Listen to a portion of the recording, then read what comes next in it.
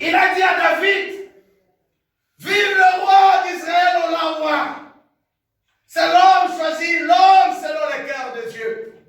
Tout le monde a entendu. Les tempêtes s'est levées dans sa famille. Les tempêtes s'est levées auprès de Saül. Les tempêtes s'est levées auprès de tout son parcours. À cause de la parole de l'Éternel sur la vie d'un homme. C'est comme un aimant, ça attire tous les problèmes. Dis à ton voisin, tu es problématique.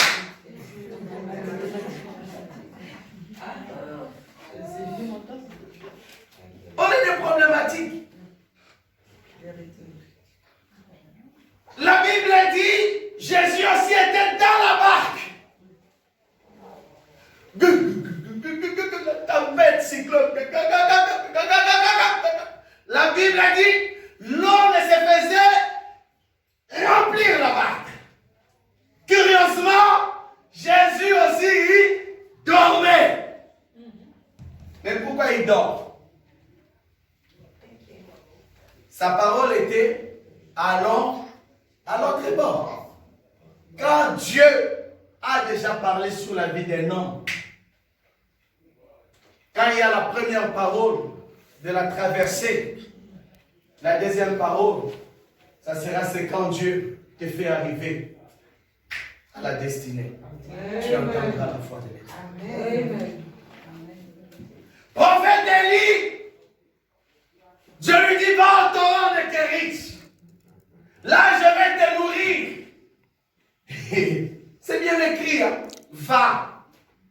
La Bible dit, l'eau, la rivière a séché. Les corbeaux qui amenaient du pain, le Covid l'a attrapé.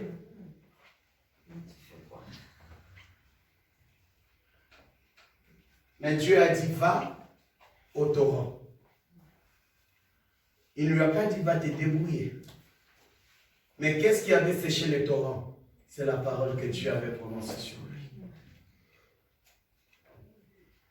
Et par révélation, je vais comprendre que quand tu as déjà entendu la voix de l'Éternel, ça voulait dire, Dieu va te faire maintenant entrer dans les dimensions divines, d'opérer dans les dimensions de la divinité. Est-ce que vous comprenez? Nous faisons des commerçants ambulants, nous nous promenons avec des oranges, des beignets. Nous ne croyons pas à la grandeur de ce que Dieu nous a dit. Des fois, on a tendance à aider Dieu. Dis à ton voisin, Dieu n'a pas besoin de ton aide.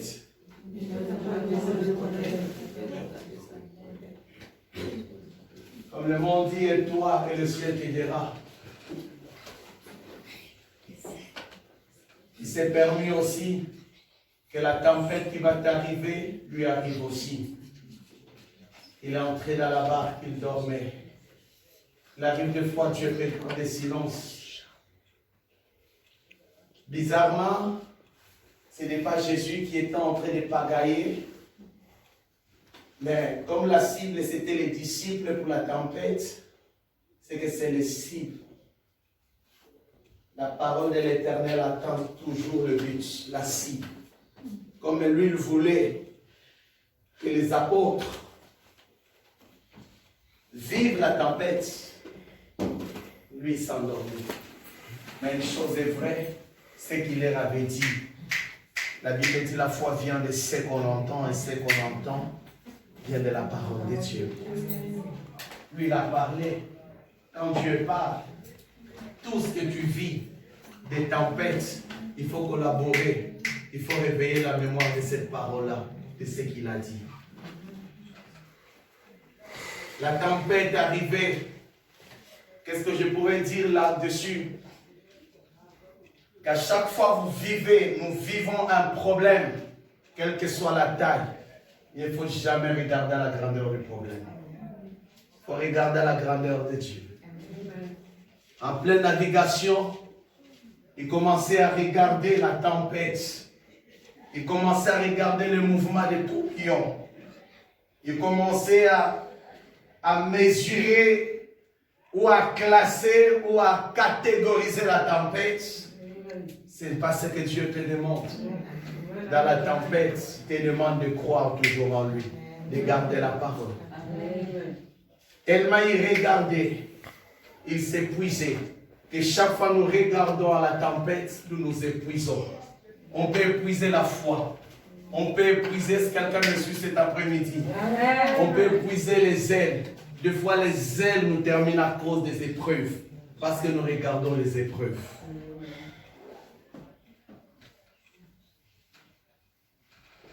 Ah, j'ai l'âge, je devais voyager, je devais faire ceci, j'ai l'âge. Qui t'a dit que tu as l'âge? Dieu ne regarde pas l'âge. Dieu regarde à ce qu'il est capable de dire à ta situation.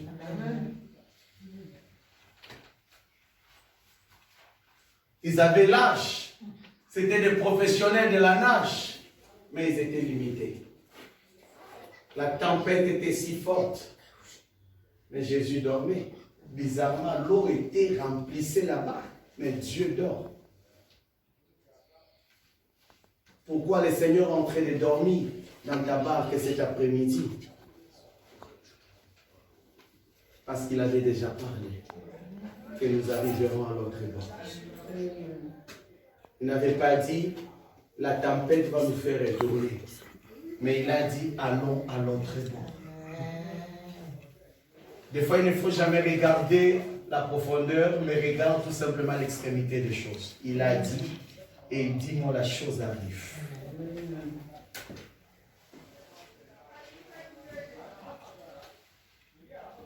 Dieu peut te donner un homme comme une femme pour la vie, mais il y aura des tempêtes. Tu vas dire, j'avais gêné 40 jours pour cet homme, pour cette femme. Alléluia. Dieu m'a dit, Dieu m'a dit. Il y aura deux tempêtes. Dieu m'a dit, cette femme, c'est elle.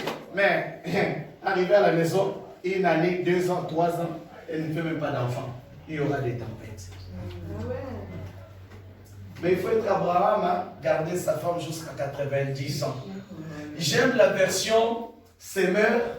Il dit dans Romains chapitre 4, je crois le verset 17 ou 19, il dit ceci, alors que toute chose interdisait à Abraham de croire. Vous comprenez un peu?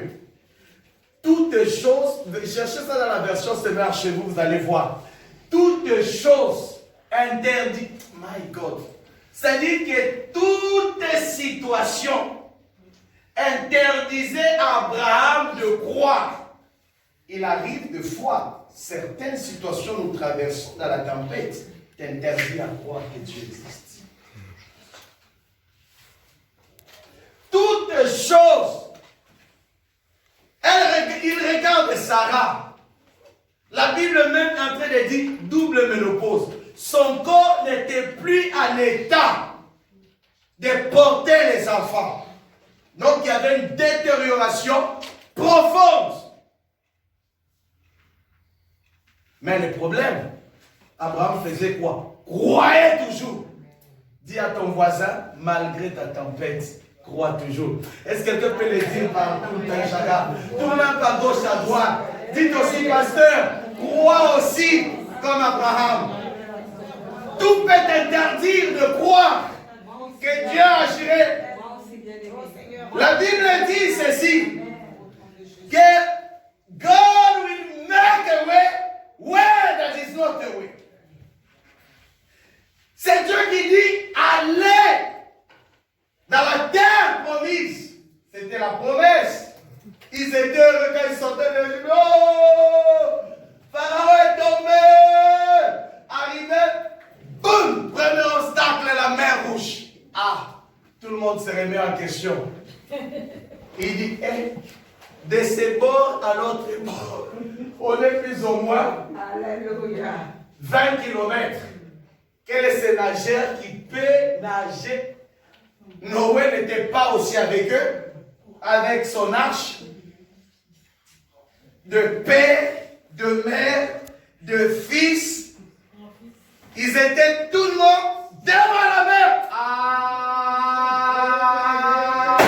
C'est là, lui il a dit, je vous... Ah, vous comprenez? Dieu n'a pas dit que c'est toi qui vas m'amener à ta destinée, mais c'est moi l'Éternel qui va t'amener. Mais vous savez que toute le voie sans issue, c'est le voie des miracles toujours.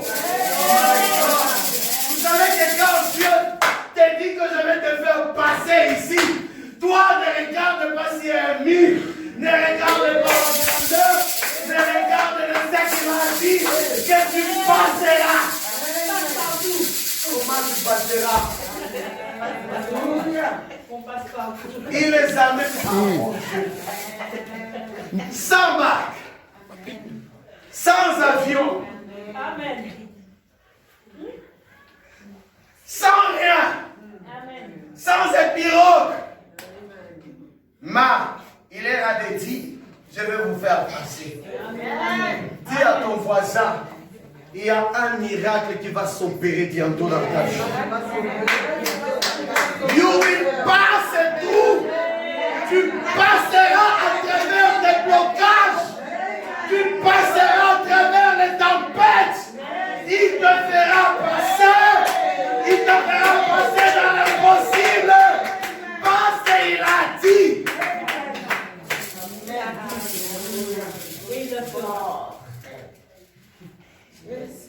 Amen. Ne regarde jamais la grandeur de la chose. Dis à ton voisin, il faut minimiser ton problème. C'est l'affaire de Dieu. Abraham croyait. Il savait que sa parole est puissante. Elle s'accomplira jamais. Sarah, avant que tu meures, je sais que la fidélité de Dieu est fidèle. Je sais que mon Dieu est fidèle. Il agira.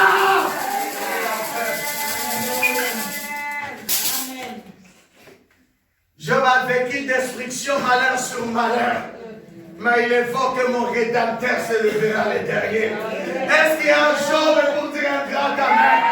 Malheur sur malheur. Malheur sur malheur. Mais le Rédempteur se levera toujours. Malheur sur malheur. Problème sur problème. Mais le Rédempteur est vivant. Amen. Amen. Ne regardez pas ta tempête et le produit par ce que Dieu a dit. Qu'elle soit grande ou pas, mais Dieu ne va pas la dévier. God will make you to pass through. Dieu va te faire passer dans tes difficultés. La Bible dit, vous traverserez dans le fleuve d'eau. Ah! Dieu n'a pas l'habitude de reculer devant un problème. C'est toi qui recules. Lui, il perce les problèmes.